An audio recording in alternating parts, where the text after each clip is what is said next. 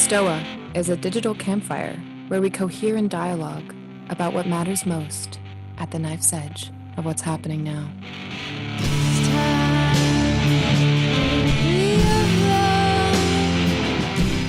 All right, Peter's here, so we'll begin. Good morning, everyone. Welcome to the Stoa. I'm Peter Lindbergh, the steward of the Stoa. The Stoa is a place for us to cohere and dialogue about what matters most at the knife's edge of this very moment.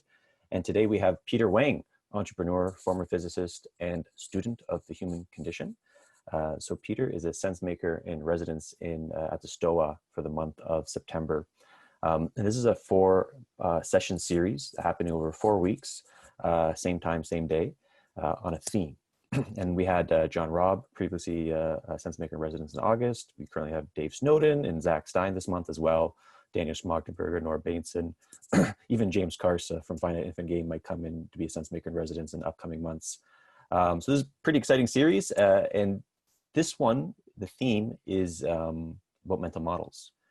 So Peter suggested he has a slew of these mental models that he uses to navigate the complexity of life, from selfhood, relationships, communications, and systems. And so throughout the series, the idea was to chat about it as a group, and so we can have some kind of coherency throughout the month. So how today's going to work, I'll take Peter in a moment, and imagine we either share your thoughts on whatever you have presented today, Peter. We can have an interview style. It's up to you. And if you have any questions for Peter throughout, throw it in the chat box. This will go on YouTube, so if you don't want to be on YouTube, just indicate that and I'll read it on your behalf. If not, I'll call on you and you unmute yourself. That being said, Peter, how's it going? You're on mute. Hi, yes, sorry jumping in a little bit, just a couple minutes late here, but yes, it's going well. I've been looking forward to this, and I enjoyed my previous session, my previous visit here on the Stoa, and I'm really looking forward to this. So I'm very honored to have been invited back. I didn't, proved some value, I guess, to people the first time around, but I'm really looking forward to this. And this has been a really wonderful opportunity for me to just write down like a lot of the stuff that's kind of in my head. So I think that was also, it's a good forcing function, as we call it in physics. So, and so yeah, forcing function is a good mental model as well. Forcing function is also a mental model. That's right. Yeah. So how would you like today to go? Do you have some thoughts to share? And then yes, I have a few slides I could present, and I could speak to them and just kind of let's do it that way. And then I was gonna kind of do it live and give people kind of a choose your own adventure kind of thing. This is our first one, and maybe the next several will be more structured. But yeah, so let me go ahead and share can I share my screen? Yeah, give you access. I can. Great, thank you. Okay, so so when Peter first, what's going on here? Is my computer, Zoom really eats my CPU. Okay, so my mental model. So Peter first approached me about this concept. I was thinking, wow, that'd be fantastic, but what am I going to talk about? I don't actually have such a large body of written work. As in interviews and things like that you get people like Daniel or I guess Schmachtenberger or Thorson or whoever. Of course, there's a lot of other people like John Robb who they have just a fantastic constant stream of output. For me, I've just been thinking about this stuff for a while, about all of it, kind of this stuff, and I thought that it would be useful to just go through and talk about the various lenses I use to look at things. So this set of presentations, hold on, my mouse just disappeared and I don't know how to get it back. Okay, well, let's just start with this. So the way I think about this is that these sessions in September is gonna be somewhat like a whole earth catalog, sort of a, here are the various tools I use to think about things. And it's also a little bit of a, here's my bestiary, right? All the wonderful, sometimes little quirky things, sometimes big things that I've encountered in my journey. And the idea here is hopefully other people can find them useful.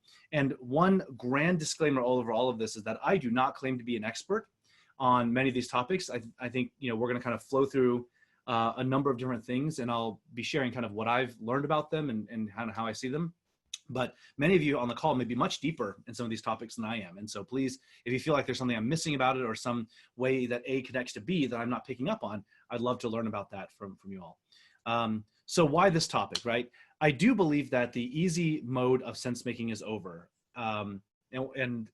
What that means is that the world is getting more dangerous, or rather the stakes are getting higher for people who have bad sense making. And all of the easy, you can reach for it and grab it and like, yeah, I believe that narrative, or that kind of makes sense to me. Those things all are starting to feel cheesy for most of us, right? It's starting to feel like, wow, that's like basic. I guess it's not proper to say Karen as a pejorative, but you know, from a mimetic standpoint, someone on 4chan might say, oh, that's basic Karen sense making, right? And so we all feel that like, oh, that's kind of cheesy sense making. What do I even believe that? You know, the MAGA crowd would say, well, that's fake news because everything's fake news. And it's true, everything is fake news. Most of reality that we live in is intersubjective. So, but in any case, the point is that we are now in a much frothier water, and so that easy mode is over. I also realized that my personal perspectives come from a weird combination of things. And so when I have conversations like the ones that we'll be having here on the Stoa, but also just in my personal life and in person with friends and whatnot, I'll sometimes say things and people will say, wow, Peter, that's very interesting. That's hadn't thought about it that way. And to me, it seems very natural. And so I'm interested in understanding, how is it that I came to some of these perspectives? And so getting it all down on paper is helpful. And then lastly, sharing is caring. Ultimately, if you look at the things that people involved in kind of the game B world and the infinite game world, kind of the spirit that we carry is that if we share with each other and we learn from each other, we all get smarter, right? There is a generativity to this. So how did I get here? Well, in 2016, those of you who are connected to or aware of American politics might remember that some stuff went down in 2016. And actually, it was throughout the course of that year that I began thinking more about the philosophy of technology and actually how technology connects to society. I was starting to feel out of sorts with some of the technology trends happening in my little corner of the world around open source and data science, machine learning, as well as understanding how the business world works, understanding how the capital markets work, and getting deeper on that as I developed as an entrepreneur. And so these things intersected, and I kind of went, I would say my journey really started kind of in that first half of 2016. And I discovered that if I started asking questions and pulling on threads, there was a great depth, great intellectual depth. Sorry. Mm-hmm. Hello? I think someone just accidentally turned off mute. Oh, okay. Sorry about that. No worries. Yeah. So what I realized is that on any thread that I pulled, there was a great intellectual depth behind there, and there's some very deep thinking.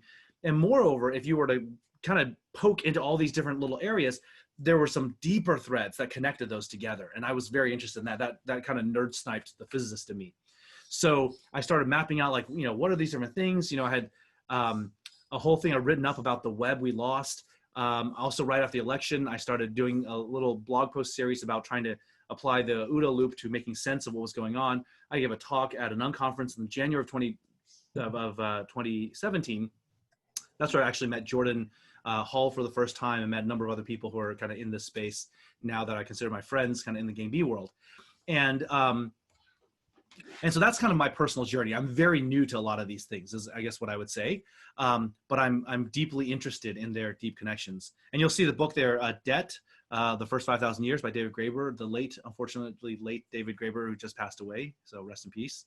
But there's many, good works, some older, some younger, that all intersect. And so I just put it out there as kind of a brain dump of kind of like one layer of the bestiary.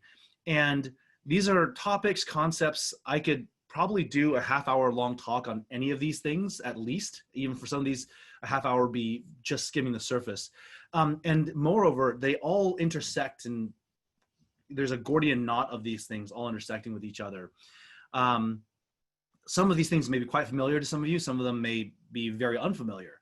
But I assure you that this is how many? 1, 2, 3, 4, 5, 6, 7, 8, 9, 10, 11, 12, 13, 14, 15 by 3, between 40 to 50 topic, or 40 to 50 flavored layer cake, and every flavor adds something different. It's actually really interesting how each of these things tie to the others. And so these are what I would call sort of nodes, or deeper concepts or theories, or a little body of work unto themselves. Some things are like a philosopher's entire body of work, like Jacques Ellul talks about totalizing technology, and he has a very large body of work. There's people who just their entire academic career studying what he says. And there's other things, which is like a blog post, right? Or a rich series of blog posts. For instance, Gervais theory by Venkat Rao.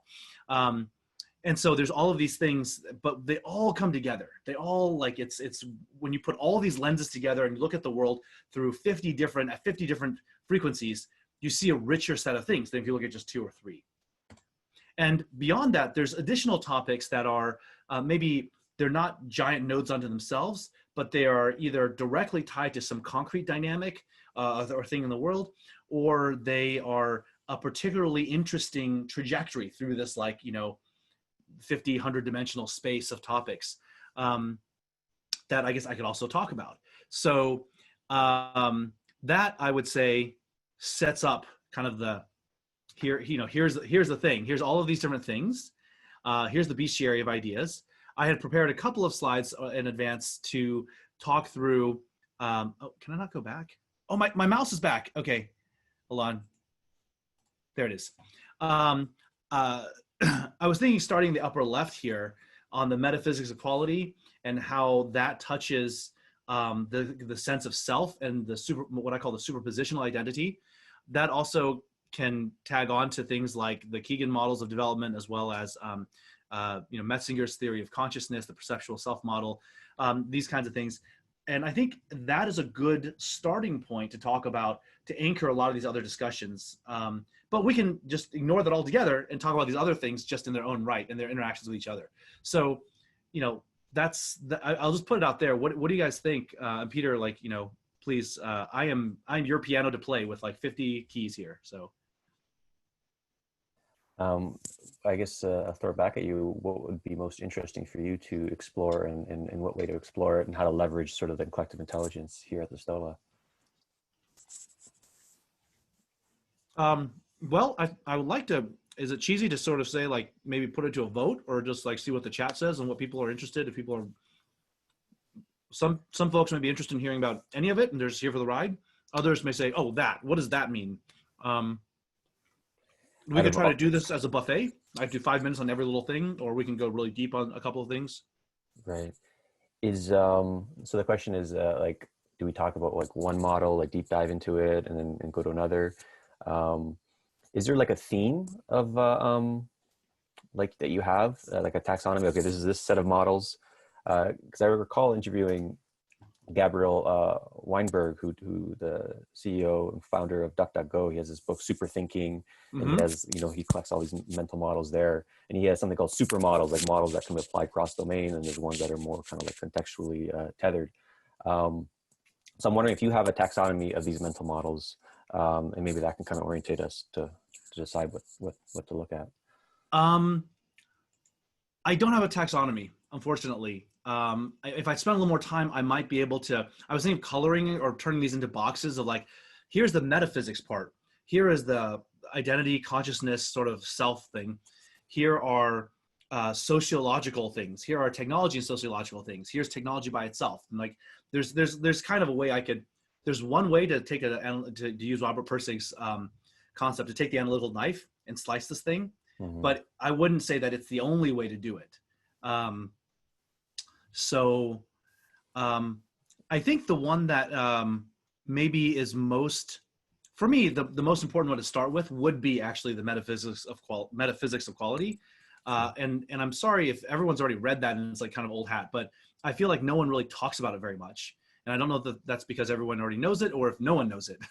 Right. Because, conversations focus on the new. What do you think about that? Yeah, I think that'd be good to double click on that one. Quite a few people were saying which models you use most frequently and which ones you found most valuable. So maybe that could be another thread to pull on. And then from now till next week in the Discord, we can kind of figure out, like I can send this PowerPoint to people. We can figure out which ones they would like and vote on it. So someone wanted to see the other slide, right? So here's the other slide. And at this level of structure or object or whatever, there's a lot more things too. I just kind of threw up, a couple dozen things here. But I'll start with the metaphysics of quality, because I feel like that is something, a lot of our issues are metaphysical in nature. If people are interested, there's that that Freedom 2.0 blog post on my Medium is one I would recommend people kind of go through and read, because I do talk about the fact that we have a philosophical crisis. The crisis in sense making is actually because of a philosophical crisis. We don't even know how to define what is and is not an object. So we can't even talk about relationships and theories of objects, because our metaphysics is falling apart, because we have created new kinds of pseudo-reality. And this is where it gets kind of into Baudrillard and the Society of the Spectacle and hyper-reality. The human consciousness that lives in modern society, in the modern world, is out of its metaphysical depth. And that explains a lot of the confusion and a lot of the anger, because when we're in different metaphysical corners, that's the thousand plateaus. We can't even talk, we can't even bridge across to each other, because we don't even have a common grounding of what reality is. So I think somewhere here I have that, gosh, where was it? The speciation, I call it the speciation of digital humans. That those of us who live just in the neocortical consciousness are speciating and not living embodied lives. And that makes it very, very easy to get turned into just, we're jacking ourselves into the matrix, which is a concept I'm sure everyone here is familiar with. So, all right, let me start with the metaphysics of quality, because I think this is a great, different metaphysics. And I'm not saying it's 100% right, but I think it's a really useful lens to pick up on some kind of signals. So Robert Pirsig most famously wrote the book Zen and the Art of Motorcycle Maintenance.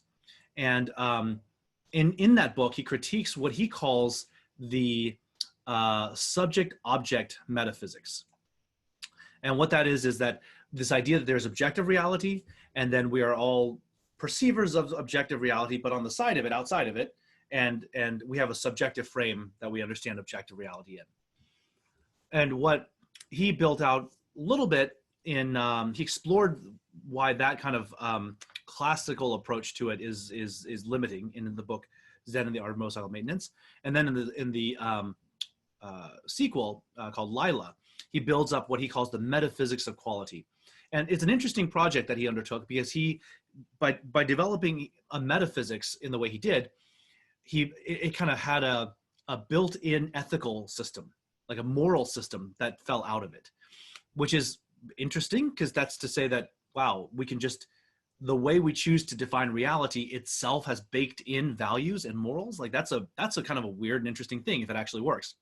So I just stole this picture from some other dude who has a blog on Medium about the metaphysics of quality that is probably worth going and reading if this interests you. But what he said is very simple. He said that the world consists of really two things. There's static, I'll define these words in a minute, but there's static patterns of value, and there's dynamic. There's sort of static patterns of value, and there's this dynamic quality. And what happens is that everything we perceive, what we call objective reality, rocks, the sun, that fun question of like, is there gravity? Is gravity a thing? Did gravity exist before Newton? Like these kind of fun little philosophy 101 sort of questions. They're confounding if we use the classical subject-object metaphysics. But in the metaphysics of quality, the idea is that there are layers, there are patterns, and then there's additional patterns that build upon those underlying patterns. And within any pattern, within any particular level of frequency or kind of level of analysis, if you put energy into it, then it will seek to organize, it'll create more structure, and it basically becomes a substrate for additional patterns, another layer of patterns on top. And so the way he cleaved this, he sort of had he called it sort of four roughly layers, if you will, of static patterns. The very basic one is what we would call the physical and the inorganic patterns. And that is things like rocks and the sun, the computer that I'm on here. And of course, all of the atoms and molecules and everything inside your body. On top of that, there are biological patterns that are stable. If like you're not in the middle of like a plasma ion cloud, if you have stable physical patterns like atoms and molecules, and they're kind of interacting with each other and bouncing around, and biochemistry and all this stuff is happening, it actually gives rise to another layer of patterns that are stable as well. And that static pattern, they form what we call static patterns, like the cell wall of a cell, or like your bones or whatever, right? So we have each of these layers, if you will, they have their own homeostasis. They have their own sort of metabolism and homeostasis. They try to keep and maintain structure. If energy comes in, that energy, they take some of the energy to maintain structure, and then some of the energy is funneled into then providing life or providing dynamism at the next level up. And then on top of biological creatures, you build social. And here's a very important thing, a super important aspect of the metaphysics of quality. Things don't just exist at one pattern, they exist across the stack. So you are not merely a pile of atoms, it's yes and. You are a pile of atoms, and you're a biological creature, and you're a social creature, and you are an intellectual creature. And that idea that, or the concept that ideas have people, it's kind of this. You are both a vibrating, buzzing collection of trillions of atoms, but at the same time, and you respond to light, and I shine enough light at you, you become a puff of like mostly oxygen and hydrogen and whatnot, and carbon. But if I give you just enough light, then you get vitamin D, which maintains homeostasis for your body, which then you can become a vehicle for bouncing sound waves off of other things like you. And if you guys bounce the sound waves off of each other, there's another layer of pattern on top that we can get, and that is the intellectual pattern. So there's our intellectual layer. So the metaphysics of quality says we are all of these things at once, and stability at one level gives rise as a substrate for patterns and dynamism at the next level. Every single layer, as you put energy into it, it actually surfaces something interesting at the next layer. And this is sort of a critique as a physicist from the second law of thermodynamics. We say, well, in a closed system, things will tend, entropy will increase and everything will just kind of reach thermodynamic equilibrium. But that's for closed systems. Like the Earth is not a closed system. You're not a closed system. I'm not a closed system. I'm having some, tea in the morning. So like, what happens when there's energy going to a non-closed system? Well, the physicists are useless about this. And yet this is literally every system on Earth, right? There's no closed systems on Earth. There's a lot of energy coming in. There's like gigawatts and gigawatts booming at us from the sun. And that does stuff. Why don't we talk about what that does? And so the metaphysics of quality talks about sort of this. And there's, I forget who it was. I forget the name of the guy who had that great quote that the flow of energy through a system organizes the system. Actually, Jim Rutt knows the guy. He was at the Santa Fe Institute. Just his name has slipped my mind. But that idea that when you do have energy, the way the energy flows creates structure, which is an antithetical concept from those who have a surface who got the Cliff's Notes of the second law of thermodynamics, and we're all going to die heat death. Well, until we die heat death, what happens, right? We get a bunch of energy from the sun and all sorts of structure emerges. Like you'd be hard pressed to keep fungus from growing if you put enough sunlight and humidity on it, right? So what's important about Persig here is that humans then, we have a biological mode, a physical mode. We also have a cultural mode that is social. And then there's also an intellectual mode. And when you have enough socialization, and this is kind of a cheesy view of the world, but it's, I think, directionally correct. When you have enough socialization, it gives rise to intellectualization. But these are different things. And right here, I'll stop right here and give you one example of why this is useful. If we look at all of the arguments around cancel culture right now, we look at all of the people like, oh, is it free speech? Oh, is it the left is becoming Maoist Red Guard? Is it this? Is it that? All of that confounding anger and confusion and all these things, I feel like the conversation is quite broken because people are basing it on the wrong metaphysics.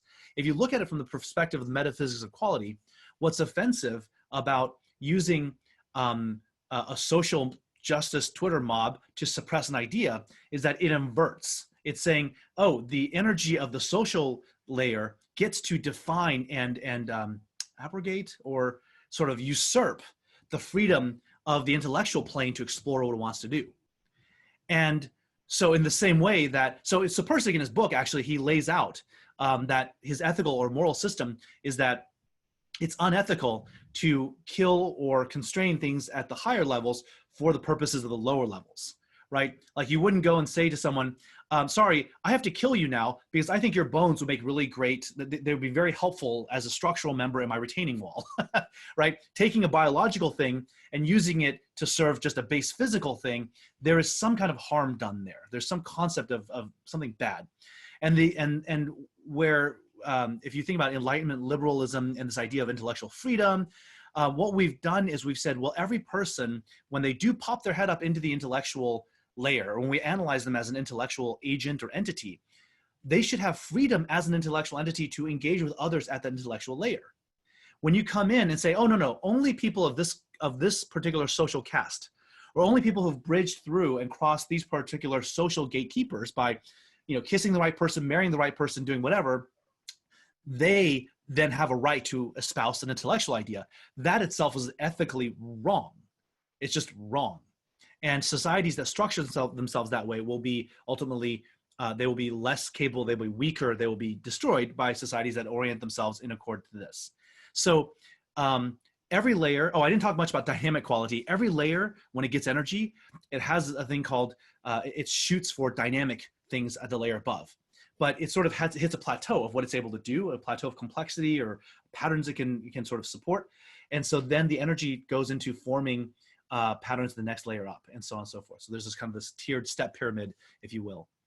Anyway, so that was a lot about that. One thing he did say was, this is important, he tended to view it as a ratchet mechanism. So what happens is that the lower level, a lower level pattern layer, when you get energy in, a lot of the homeostasis or a lot of the metabolic systems at that layer, they're designed to allow innovation to kind of happen above while trying to prevent chaos and entropy from eroding it and collapsing it to the layer below. And he sees it as talks about it as a ratchet mechanism. And he gives an example in his book about a Native American tribe and the way they cast this guy out as a freak. Because he was seen as a chaos agent. And actually we get this, anyone who plays D&D and knows about alignments, right? There's chaos, chaotic evil, as well as chaotic good. And the idea of being lawful is that you're part of the ratchet. You're lawful, you're trying to keep this thing from slipping backwards. And you cannot discern what of the chaos is good and what of the chaos is bad. It's just all beyond a fog, beyond your OODA loop, beyond your ability to discern. You're just one of these lawful people trying to keep the tribe alive, right? You just don't want to slip back into chaos. And this same dynamic manifests and pokes its head up in a number of those things that I showed on that very first slide. You can see it in the Gervais theory. You can see it in a number of different other things where the forces of, or actually Shirky's law, right? Every institution ultimately perpetuates the problem it was designed to solve, right? And also in Jerry Pournelle's iron law of bureaucracy. All of these things, they talk about this ratchet mechanism. Essentially at the social layer, an institution of bureaucracy or whatever will tend to ossify around the defense of the ratchet. And that same thing that keeps it from slipping backwards also fights every possible innovation agent because it sees it all as forces of chaos. So that's another way that the metaphysics of quality you can hear that mode resonating through all of these other ideas.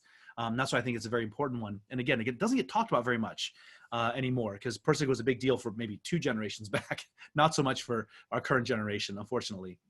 Now, one thing I would say though is that when we think about it as the ratchet and things like that, it is again very easy to think about objects and things as being just at a layer, or this is this thing at the social layer, this is this thing at the biological layer. When in fact, we have to remember it is waves of different frequencies, all overlapping all at once. All of us are little water molecules. Everything in the world can be viewed as a stack of things.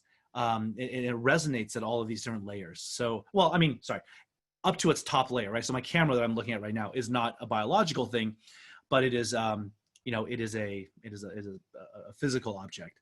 Now, where this gets interesting when you look at Elul, when you look at some of these other technological society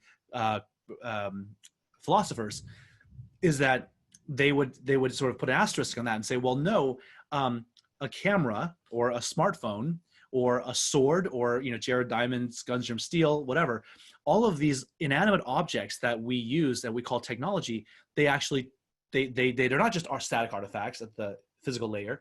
They are, in fact, they transform these objects or beings that exist at a social layer, at the intellectual layer. And so there is a lot more richness than this is a simple chart, but there's a whole lot more interaction up and down the stack, a whole lot more ringing and vibrating than this kind of simple, clean-cut pyramid would imply. So I'll stop there.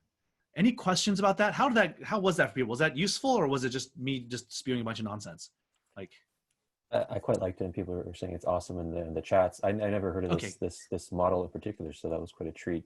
Great. There's a few questions. Anjan, you had a clarifying question. If you can unmute yourself and ask it to Peter. Hey, Peter. I had a couple questions, but I guess I could start with the clarifying one. Mm-hmm. Is there a way you could do that a little bit slower? I didn't quite understand how quality fit in, or the ratchet, or how like the thermodynamics of flow meshed with the model. Oh, sorry. The concept of quality, you mean? I just, is there like an explain it like I'm 5 version of what you just did? Let me think about how to. Yeah, I went through a lot of stuff. So sorry, guys. That was definitely just like a spew of things. The reason it's called the Metaphysics of Quality is because really it's a personal story that Pirsig tells in his first book, in Zen and the Art of Motorcycle Maintenance. And we tend to think of quality as an adjective, right? Oh, are you doing quality work, right? And he was a professor at University of Montana, Bozeman, and his secretary would ask him every day. She's a nice old lady. She'd say, good morning, Dr. Pirsig. Are you doing quality? Are you teaching quality today, or something like that? And she'd keep asking this question, and then he started thinking like, well, what the hell does quality mean? What is good? All of us, we use the word quality and good as adjectives, and if there is a pithy way of saying the whole thing. Pirsig's idea here is that quality is a noun. It's not that it's an adjective, it's a noun. And all of these things, he calls them static patterns of value. You can also call them static quality versus dynamic quality. And our intuitive sense, like if someone gives you a piece of art and says, is this quality? Well, you're like, well, I don't know, is it? Are you just asking me to judge? Well, I like it, so I guess yes. We are setting ourselves in a subject-object metaphysics mind to say, well, there's objective properties. I could say, is this art piece, is this sculpture blue? And you would say, yes, of course it's blue. I would say, is it transparent? And you would say, no, it's not transparent. It's solid blue, right? And I'd say, is it quality? And you would say, well, that's subjective. I think it's quality. You may not think it's quality. And this is what's called the subject-object metaphysics. But if you think about this a little bit more, is it blue? Well, kind of depends on, the actual receptors in your eyeball. That also, is it transparent? Depends on if you're looking at it in the radio frequency, right? Or if you're looking at it in light. And there's actually a lot of these characteristics that we think are objective that are actually subjective properties. And then the real like brain kind of twist is to say that a lot of things that we think of as subjective properties, and this is where it gets a little postmodern, but especially that quality of, or that property of like, is it good? Is it quality? His metaphysics of quality is actually taking this perspective that quality is an objective thing, if you will. It's a noun. Things have quality to them.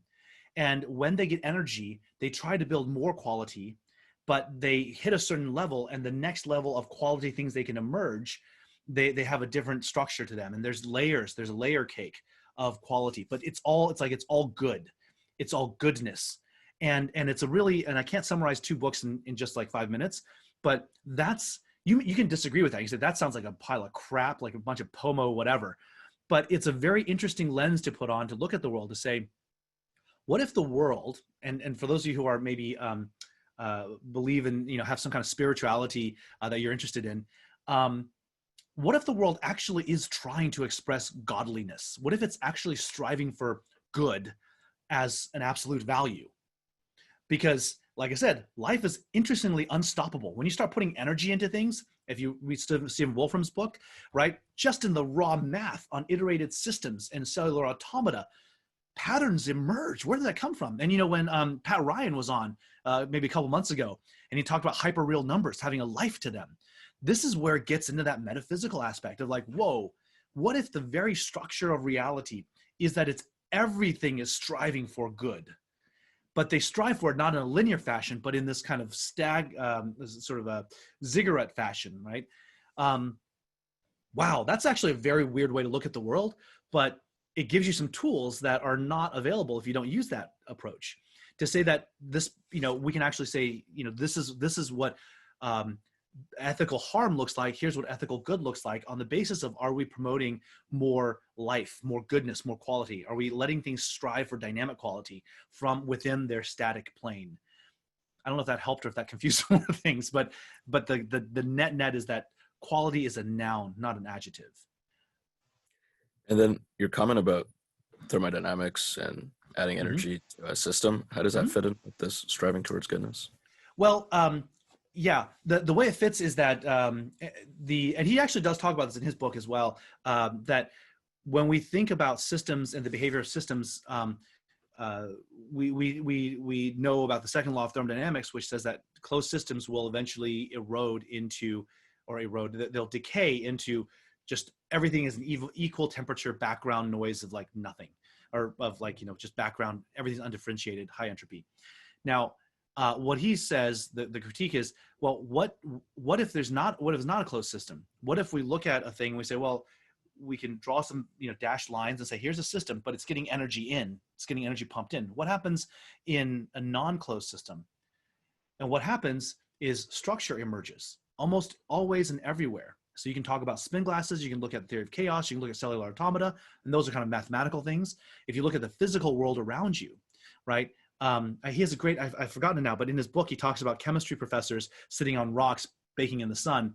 And it's like the theory of thermodynamics, if it's a closed system, says that things just decay into a pile of goo. But what we actually see is that the earth produces him. One of my favorite quotes from when I was a freshman in college, I discovered this quote that stuck with me all my life. And it says that, it's also one of these like little brain teaser things. Man was invented by water to carry itself uphill. And that statement is true. Here's the effed up thing. That statement is true. And it also talks, it's this: man was invented by water to carry itself uphill. Let that sit with you for a little bit. And that's why this stands in contrast with the second law of thermodynamics. Because in non-equilibrium states, if you look at what happens, you get a whole lot of water making man. And so that's an interesting thing. And so his metaphysics of quality is to talk about, at least to give us a starting point to talk about, what are the layers of structure as energy flows through a system and organizes a system? What do those organizations look like? And they tend to have this kind of pattern. And that's where the ratchet is so important, that they will surface, things will emerge, patterns will emerge, they'll stabilize, but the same thing that stabilizes that pattern and keeps it alive and fights off the forces of entropy, trying to reduce it back down to nothing, it is also fighting the forces of innovation and things that might take it to the next level. And what bridges it across that what gets to that next hump, that's, you might hear, Brett Weinstein or Jordan talking about crossing an adaptive valley, right? Jim Rutt, same thing. We talk about crossing adaptive valley. We talk about that in the context of evolutionary systems and biology and biological systems, but the Persic's metaphysics talks about this as a fundamental general kind of thing. So you can look at it as phase structured and crystalline solids. You can look at it, metastable things and spin glasses. It's a really fascinating thing when you start looking at non-equilibrium dynamics. Does that help answer? Do you have a follow-on? If you don't mind me, a quick follow-on to paraphrase. So basically, if you pour energy into an open system and you kind of just jump, you're shaking the puzzle box, you'll just start to see some puzzle pieces fit together.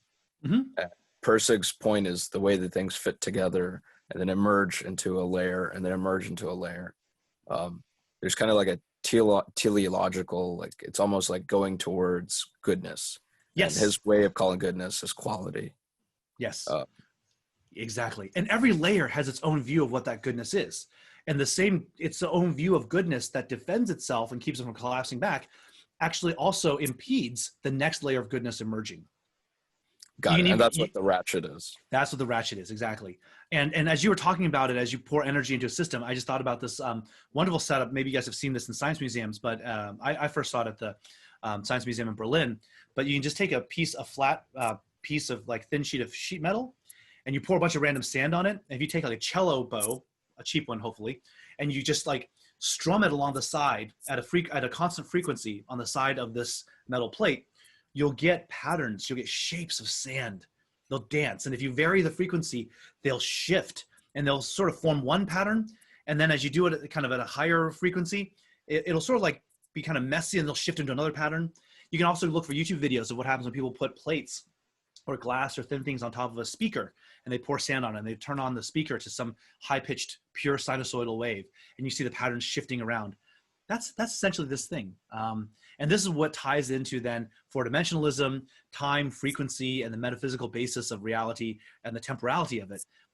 That's also tied to this a little bit. Again, another deep kind of metaphysical connection. But yes, you summarized very well. Thank you. Yeah, both Peters, feel free to boot me from asking another follow-up. But I think I'm missing why the ratchet emerges. Like, why is it this inevitable thing? And, yeah. I don't know, but it seems to. I see it in organizations that I try to sell them software. I see it in communities. You see it in human societies. I mean, it's an aspect of human socialization. But I feel like if I try to use this and look at the world this way, I can see a lot of things. If I use it as a hammer, I find a lot of nails. It's interesting. Why isn't it just a smooth, continuous, linear thing all the way up to goodness, right? I don't know. Good question. All right. Rain, you had a few questions and statements.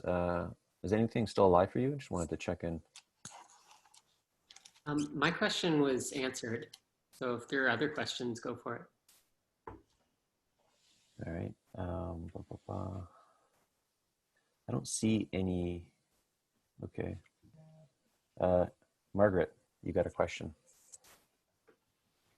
Yeah, my question is, I'm hearing, and I'm trying to assess how accurate my understanding is, but an implication that flow is largely unidirectional, and not in that the exact direction is determined, but the general like flow of movement of what you're talking about, of the order flowing up through the layers, giving rise to other layers, and then trying to prevent entropy and chaos in the lower layers, that there is this general sense of movement in a specific direction. And though it may be possible to work against that, there's like a lot of energy incentives to move with that flow. Is that accurate at all? It's a very good statement that helps to illustrate why my description was a bit flawed. And so I would say that the thing I didn't articulate, I think maybe very clearly, is that even though we talk about patterns emerging, and it's hard with language not to have sort of latent value when we talk about, oh, this is going up and it's higher and therefore it's better. The idea here is that these things all,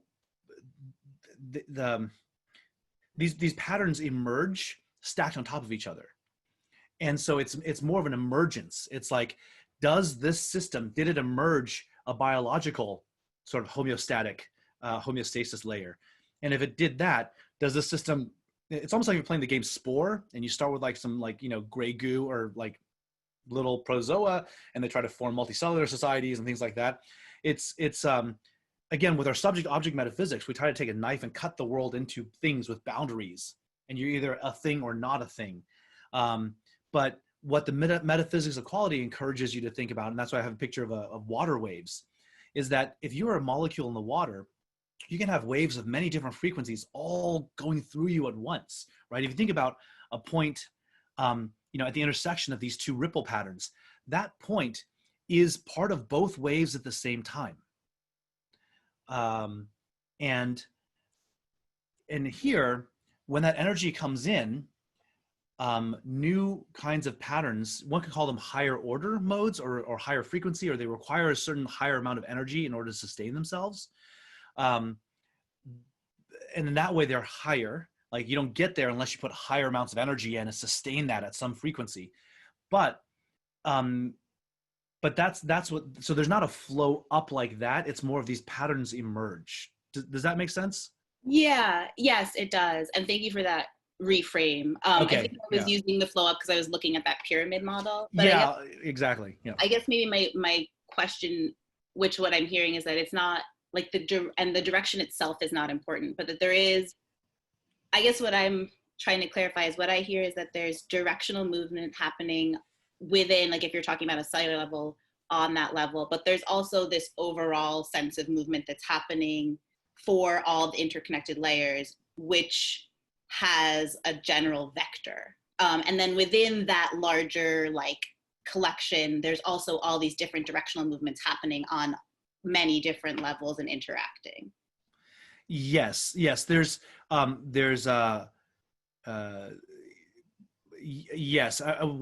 Something you said there in the middle.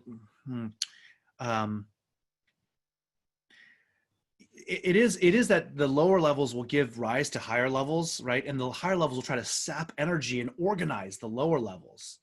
And this interplay, this is that struggle and the tension in the Ratchet.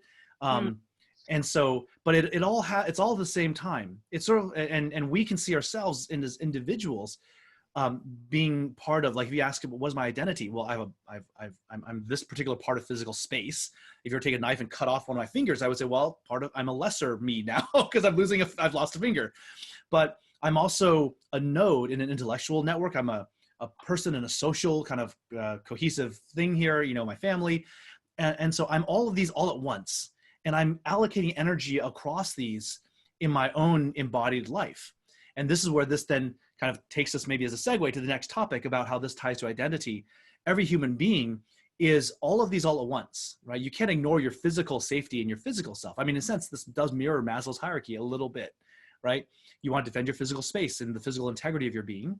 Then there's the biological integrity, like if you really got to go use the bathroom, or if you're really, really hungry and you need to eat, there's a biological integrity. If you need to breathe, you're going to really work to get more oxygen, right?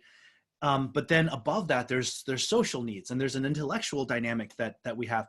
And all of these things are flowing through us at once, and we have to manage the interplay of these things. We can't just be all living in our forebrain being like, I'm just this avatar on Twitter, and look how many upvotes and likes I have, or look how many Instagram followers I got. You're not living an embodied life, and you're ignoring these other needs, and you're allocating energy up into a social / pseudo-intellectual kind of level. So this is, I think if you think about the embodied self, like in the whole human self, it's also a good way to understand that it's not just energy only going up, but it's allocating and balancing the energy allocations across the whole stack. Does that make sense? That does. Thank you. Yes. Great. Should we, any other comments that you want to highlight, Peter, or? So we have about 10 minutes of allotted time. We can go a little bit over. It's up to you. We have more questions, or you want to?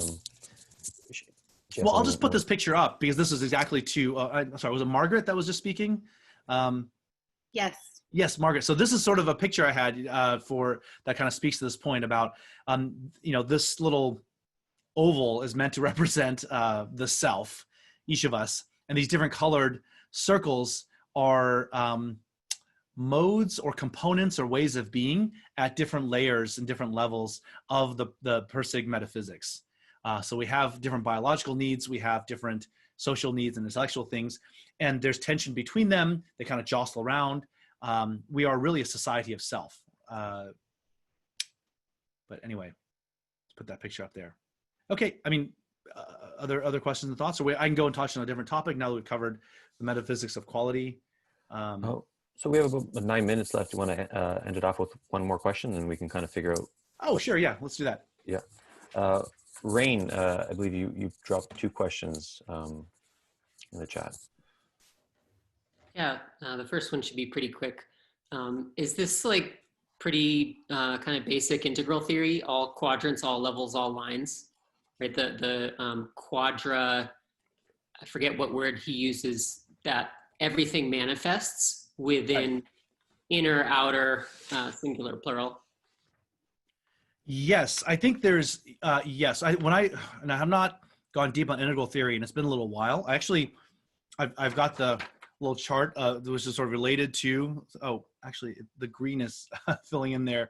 But I think, yes, from what I recall, as I was first looking into integral theory, there was definitely a lot of resonance with these concepts. And I don't know how much, I mean, if there was an influence or not, I don't really know, but yeah, I think those concepts are those kind of bodies of work are quite resonant with each other. Yeah, it seems like they're both tapping into ideas that go back to the Neoplatonists and then later Desjardins and Aurobindo, sort of like the hierarchy of being. Sounds right. I've actually forgotten a bunch of the Desjardins now, but one of the one of the things that unfortunately I think Persic does not spend as much time talking about is, there's just so much subtlety and nuance.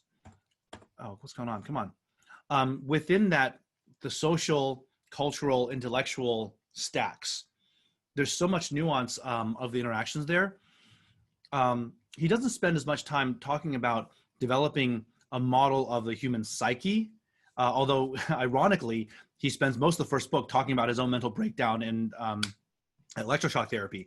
But in terms of what like Metzinger would talk about, Thomas Metzinger and his model of the ego tunnel and the emergence of consciousness, right? Or, a lot of the more modern writings about the self and selfhood, because our so much of our sense of self emerges from our interaction in the cultural mode, in the social milieu, that if we don't model the medium, a lot of what we think about as my identity is actually a space that's carved out by the society around us with a label on it saying, this is you. This is what society thinks is you.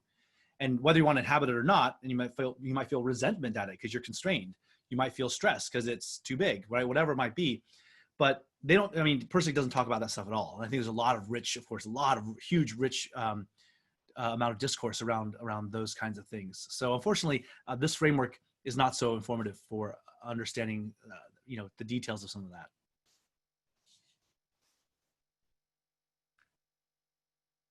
All right. So we've about 5 minutes left. I'm cool if you're cool, Peter, for another like 10, 15 minutes after the Absolutely. hour. Yeah. So do you want to jump into another model?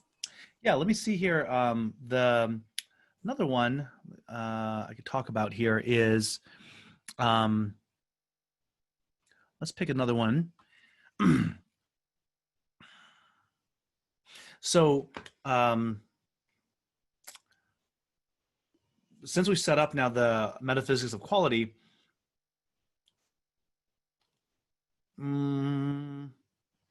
I'll talk about the Arc-Heidi-Smith model.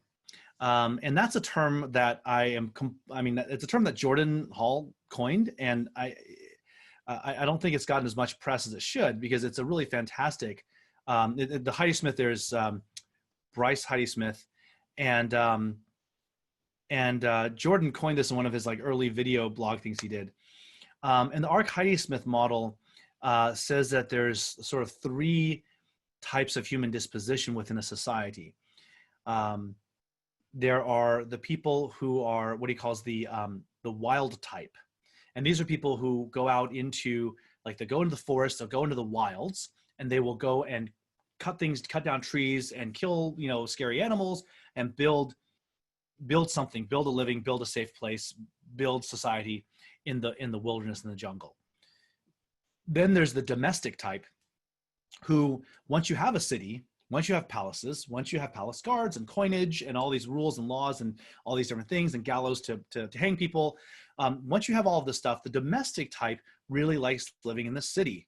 They navigate the structure of human political intrigue. They weave intersubjective reality, right? They're very familiar and comfortable at that layer. If you put them out in the jungle, they hate it. They're toast. They're toast. They cannot actually think outside of the structures that, they like to be in those structures. I've called them, you might call them bureaucrats, right? You might call them mandarins, whatever. They're kind of that domesticated bureaucrat management class. And then there's the feral type. And the feral type, what they do is they live within domestic environments, but they are chaos agents. They are there spraying the graffiti on the walls. They're there, tearing things down. And it's, one could argue, is it a manifestation of Freudian suppression? Is it a wild type that is not given enough wild room to roam? What is it? But those 3 kind of modes of being is what, at least, I'm hearing secondhand, essentially from Jordan, how he characterizes the Arc-Heidi-Smith model of society. And it ties a little bit to, if you're familiar with Jonathan Haidt's moral foundation theory, that some people are, what they see as being morally virtuous is, law and order, respect for hierarchy, respect for ancient tribal elders and tradition. You see yourself as part of an unbroken chain of all these ancestors before you. there's that kind of moral foundation. There's others, the moral foundation is individual freedom. And you could be, on the right or on the left, but there's a manifestation of or there's a sense that I should have the right to do whatever the F I want to, and you're not going to stop me. And I'm just a rebel without a cause, or maybe a rebel with a cause. Doesn't matter. I'm just a rebel and I'm me. So you better like it. And so these different moral foundations, everyone has a little mix of all of these different things, right? And there's a fairness one, there's a virtue one, there's there's fairness, there's individual liberty, there's law and order, etc. Now, if you look at the Arc-Heidi-Smith model, then a lot of the current things that we deal with, especially in this era of Trump and Antifa and BLM and all this other stuff, we can sort of see it refracted through that lens of the Arc-Heidi-Smith. But another thing that is interesting to refract through that lens is when Eric Weinstein talks to Peter Thiel, and he talks about the great stagnation, right? Since the 70s, the institutions have been captured. They're underserving us. What's going on? We're just paying the piper now. I don't like Trump, but he's just kind of what you get if you basically fail at institutions and growth for 40 years and pretend everything's fine, right? So from that critique perspective, you can also see it from the Arc-Heidi-Smith model that we've been overrun, overbuilt by bureaucrats who have fended off innovation and collapse with the same, they can't discern between the two. And you could see this, as I'm saying this, I can almost see myself what was that book about Hillary Clinton's disastrous 2016 campaign? It's that kind of thing where we know what we're doing, we're the experts here, and anyone who's worked in a big company, who's had to deal with a bunch of management consultants coming in, you've probably seen this exact same thing. The Arc-Heidi-Smith model, again, you have the wild type, the entrepreneurs that go out and build, the frontiersmen, whatever have you. Then you've got the domestic class, who really just like being in the city and running the rules and procedures and being like, all the chaos agents, go outside, please. And then you've got the feral type who are just like, F all of this. This is all effed up. We are Kali. We are the creators. We are the destroyers, right? Or we're the destroyers. Kali as destroyer, not as creator in that case. And so, and you can see this in that. You can see this in actually Venkat's Gervais theory. There's a reason I kind of wrote it right under Gervais theory within companies. And maybe next time I'll talk about Gervais theory a little bit more, which is fantastic for those who are not familiar with it.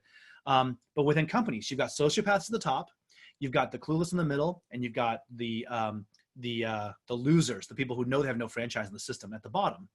And your domestic class, kind of the mandarins in the Heidi-Smith model, they're in that middle. They're in the middle to keep the other people kind of in line. So you can see reflections of Bryce Heidi-Smith's thinking through many of these other things as well. So I'll leave it at that. Any questions or comments on that?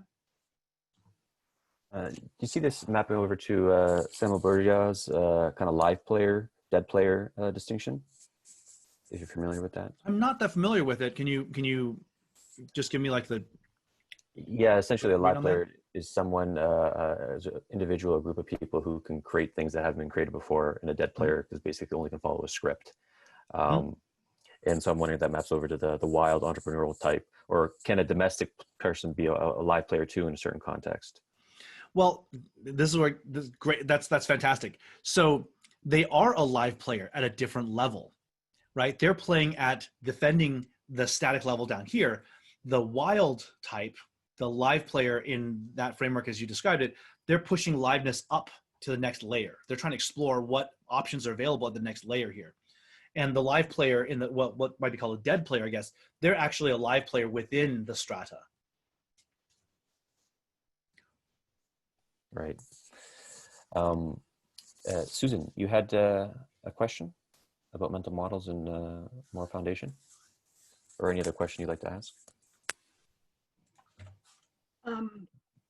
Yes. So I guess that question alone, in terms of, do you see a difference between, and when I say moral foundations, I'm not talking about a particular theory as much as I am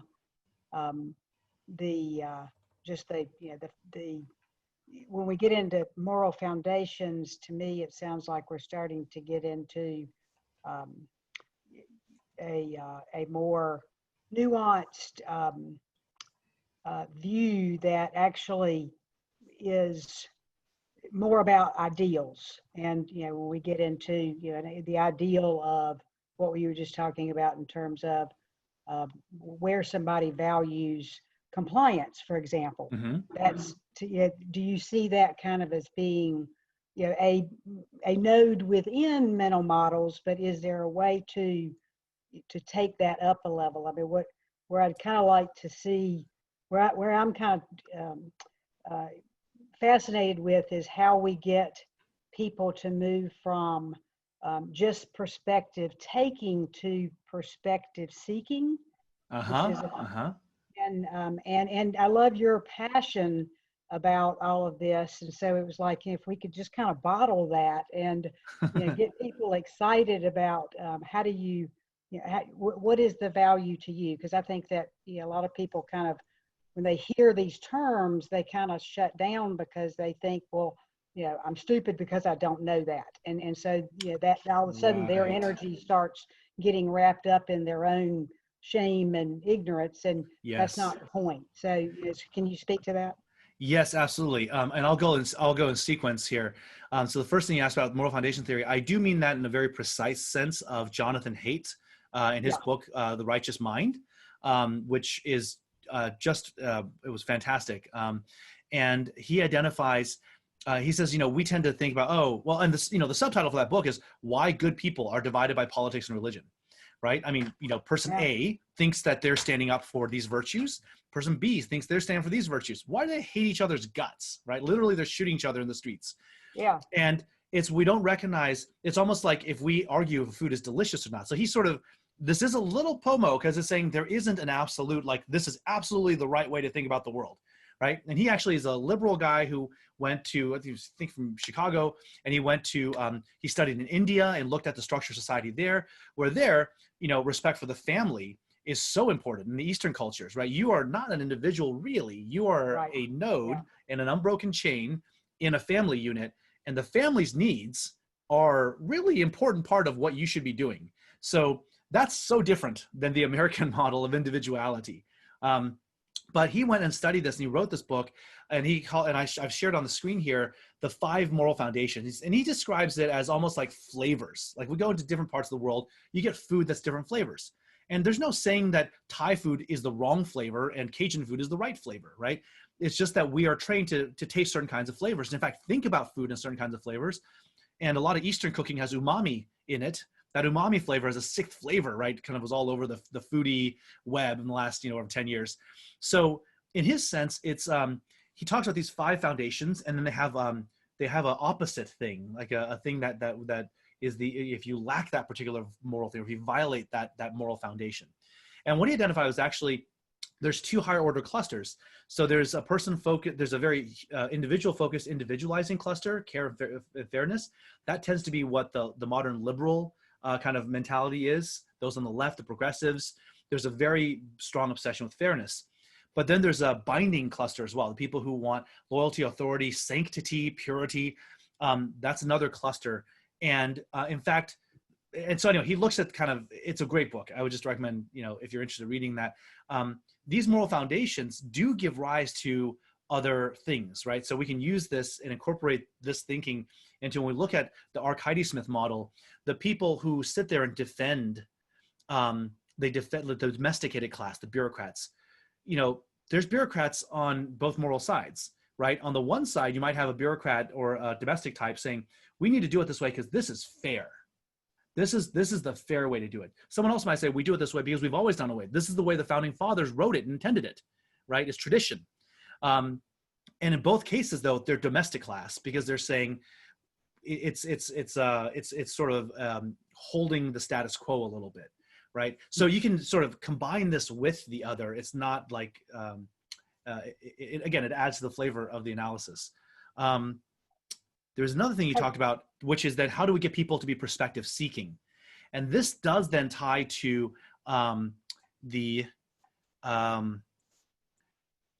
well, one of the things here, let me share this screen. Let me share again.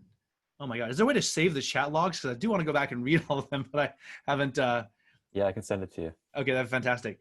And then we can talk about them in the Discord. I love Discord. So here, so when it comes to the perspectives and getting people to be comfortable thinking about all this stuff and getting into all this stuff, when we think about the stack of like the metaphysics of quality or Maslow's hierarchy, we can just go with Maslow. If you're not stable at the bottom layers, right? If you have needs, or if you have childhood traumas, or you have constant present traumas, all of these things make it really hard for you to have smooth sailing and to go and reach out and be open, right? Because you're using all of your energy, emotional, psychic, physical, all of it to maintain homeostasis, like to be just a coherent human being. You're trying to, drive resonance between all these different layers of yourself, maintain coherence between these different layers of yourself. And if we can basically create a social structure that doesn't harm children, it doesn't traumatize them, then we can build a cycle of goodness. There's a little line I have in the next slide here where I say generativity is quality that attracts quality. My view on game B, and Jim Rutt has not generously, but I'm very glad to see that he's also reflected some of this. The goal of the game B effort now is to create some infrastructure to allow us to be good parents to the next generation, to create children that are not already marked from the get-go with a lot of trauma that leads to narcissism, that leads to codependency, that leads to bunker mentality and seeking epistemic closure, just sucking their own thumbs and sucking their own, phone screens. You have to get people into basic coherence across the basic layers before they can be open to then exploring out. And really, this is then no different than anything Keegan said, right? The Keegan model of human development. If people are stuck in Keegan 3 or 2, they're not going to be thinking outside their current perspectives at Keegan 5 level. And it's not a perfect model, but it's essentially the same vein. Does that answer your question or address the comment? What I do want to just point out that I find it interesting that particular model you showed, nowhere on it is freedom. Oh, it actually, it is. Sorry, let me share it again. It is there. Wrong one. Let's see, this window. The Liberty Foundation, a sixth foundation, Liberty, was theorized. Okay. In response to the need to differentiate between proportionality, fairness, and coercion by dominating power. So. Interesting. Yeah. Yes. Very cool. Mm-hmm. I think what's interesting is within any of these foundations, you can see all of the Ark-Heidi-Smith behaviors manifesting out of a desire to optimize for one of these moral foundations. So these things you can do a Cartesian product. It's not like one subsumes the other. So someone in service of fairness can go and be a domesticated power structure, sort of like preserving thing. Or you can be the wild type to say, I'm going to go and seek fairness just directly with empathy out in the world with people, right? So Anyway. And I guess that's kind of where, this is maybe a myopic view, but if we talk about mental models,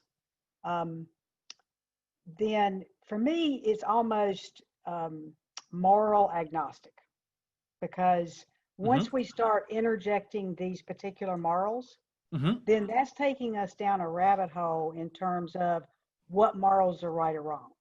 Do you agree with that?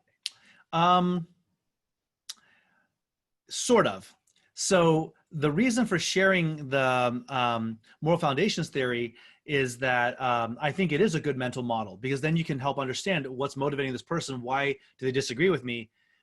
It's a way to use a richer language to talk about and get through this disagreement. So that's why I think the moral foundations theory itself is a mental model.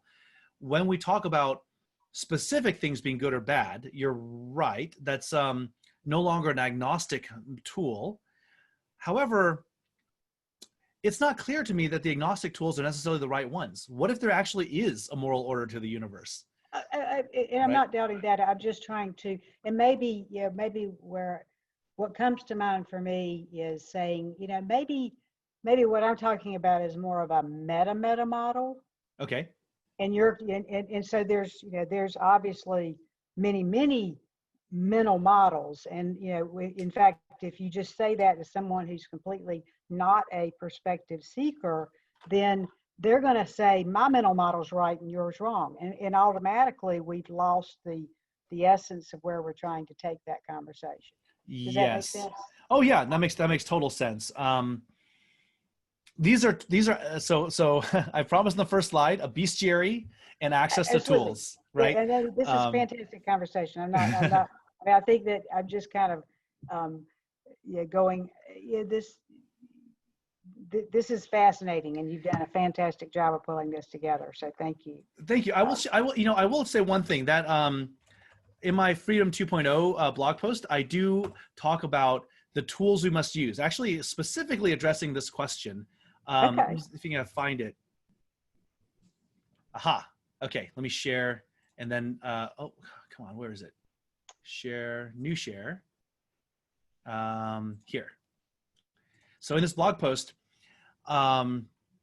so I say the process. What's needed for phase change in human civilization is a new set of narratives about agency, dignity, and even the meaning of humanity itself at the individual and collective level. One of the more, I think, dangerous and controversial things I put on my slide of my bestiary here is the idea that networks have rights. I don't hear anyone else really saying that. I think that networks, and to some extent, I think corporations should be more people-like and should be treated more people-like, which you do not hear anyone else saying in this kind of environment. But the thing I say here is that in order for this culture, for this effort to succeed, for a Freedom 2.0 conception to succeed, we must develop a process that gives rise to new flavors of culture that move away from tribal leanings. And in most situations, it has to engage with existing cultures via two weapons, confusion and delight. Confusion to jam the OODA loop of the domestic class, locking you into the current strata, and delight to tune people in, to turn them on to the idea that there's something above, that they can take the energy as opposed to focusing it inward to tribalism and defense and bunker mentality and protection, they can take that energy to something above. So hopefully that answers your question. No, I love that. I love that. Can you put that in the chat? Yes, I'll directly link it here. Stop share, chat. Okay. All right. Yes, thank you for this. Awesome. Thank you, Susan. Yeah. Thanks everyone for participating and engagement and some of the great comments and questions. I really, really appreciated that. Yeah, that was really fun, Peter. So any thoughts on how we should structure next week? Yeah, let's see how the Discord goes. Let's play it by ear and just be, I think we're gonna have a lot of fun in the Discord. And then next week, I mean, I think it would be, if I get some my thoughts and stuff together on paper, a good description and discussion of four-dimensionalism. Maybe a little preview of the Gervais theory for people who are not familiar with it. It's really great. Yeah, a couple of things like that might be fun. One sort of thought and question for everyone to ponder as we wrap this up is, what does it mean for something? Can we really observe and perceive something that happens only once? And my thesis is that the human brain fundamentally operates on frequencies, and something that happens only once has an infinite frequency or a non-defined frequency. You're waiting for the next thing to happen again. But the world is nothing but a sequence of singular events. And our patterning engine requires structures and repetition and patterns and frequencies. So this gets to the four-dimensionalism and to thinking about temporality. Forrest Landry, some good stuff on this, but I'll just leave everyone with that question. Can we really perceive something that happens once? 0, 1, infinity. Very cool. So thank you, Peter, for coming today and for kickstarting this Sensemaker in Residence. Here's the links. You can go to the Stoa for more events. There's a link to the Discord. And I was thinking, like, I do this thing called on Anki on my phone. It's like a memorization tool for space repetition. They use space repetition to help memorize. And I have like my mental models on there, and I kind of do it. And it's sort of like a rhizome when you have like one mental model following another, then you find a connection between the two, and it just triggers things. So it'd be cool if someone wants to create like a mental model, like channel in the Discord, and then we can kind of collect some mental models that Peter's talking about. We find our own, and then maybe have some exercises or workshops around it. I'd be really down for that if someone is eager to take the lead, either here or listening. And so, yeah, check out upcoming events. Here's one that I'll plug. Brett Weinstein is coming in to talk about Unity 2020, September 21st. That's going to be a wild day because we have Zach Stein coming in, Derek Jensen, and Alexander Dugan, and then Brett Weinstein all in one day. So that's going to be a delicious day. And then Stoa, if you would like to support us, you can check out the Patreon page, which I posted above. So that being said, Peter, thanks so much, and everyone, Thank you all. Today. Boom.